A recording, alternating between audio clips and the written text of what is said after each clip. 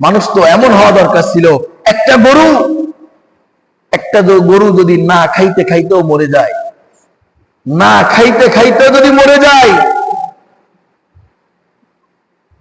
সে হাড্ডি খাইব, গোস্ত খাইব? একটা গরু মনে করেন না খাইতে খাইতে মরে যাচ্ছে, গোস্ত খাবে? যে তুই না খেলে এখনই মরে যাবে, ওর সামনে খালি গোস্ত দিলেন, খাইবো? খাইবো না।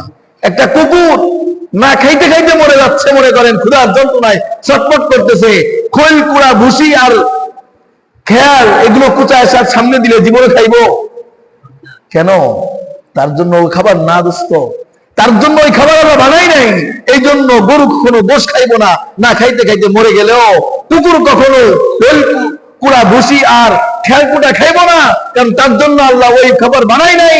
আরে মানুষ তত্ত্ব শিক্ষা নেওয়া দরকার ছিল যে আল্লাহ আমার জন্য সুদকে হারাম করছে, আল্লাহ আমার জন্য ঘুষকে হারাম করছে, আল্লাহ আমার জন্য পরের মাল মেরে খাওয়াকে হারাম করছে। আমার জীবন চলে যাবে, আমার জিন্দেগি শেষ হয়ে যাবে, আমার লাইফ বরবাদ হয়ে যাবে, তবুও মালিকের হুকুম মানতে আমি 1 টাকা হারাম খাইতে পারবো না। এটা দরকার ছিল কিনা দোস্ত? এই পশু থেকে আল্লাহ মানুষকে শিক্ষা নিতে বলতেছে, শিক্ষা নে না। এই কুকুর থেকে শিক্ষা নে, কুকুর মরে গেলেও খোল ভুসি খাবে না। এই মানুষ তত্ত্ব দরকার ছিল যে আল্লাহর নিষেধাজ্ঞা সুদ আমি খাইতে পারবো না, আল্লাহর নিষেধাজ্ঞা ঘুষ আমি খাইতে পারবো না, আল্লাহর নিষেধ হারাম বস্তু আমি ছুঁইতে পারবো না। কেন?